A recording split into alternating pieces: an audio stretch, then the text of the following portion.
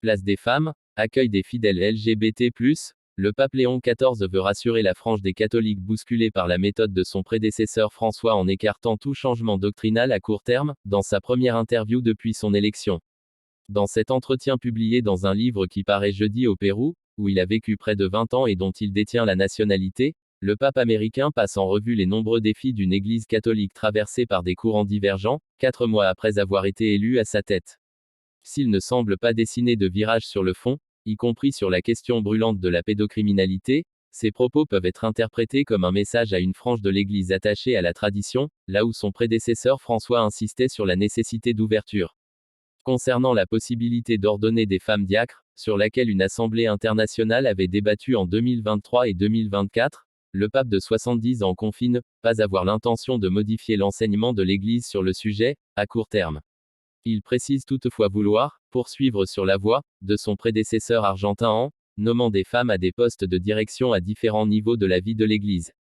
Répondant sur la question, très sensible, et polarisante, de l'accueil des fidèles LGBT+, au sein de l'institution de foi millénaire, Léon XIV dit s'aligner sur l'accueil de tous,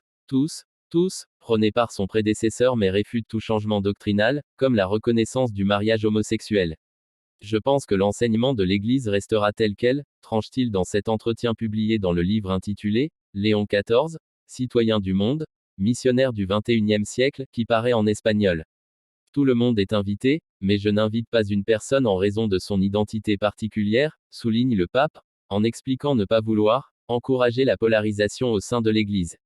Fidèle à l'enseignement du catéchisme catholique, le pape renouvelle son soutien à la famille traditionnelle, le père, la mère et les enfants, dont le rôle, qui a parfois souffert ces dernières décennies, doit être à nouveau reconnu et renforcé.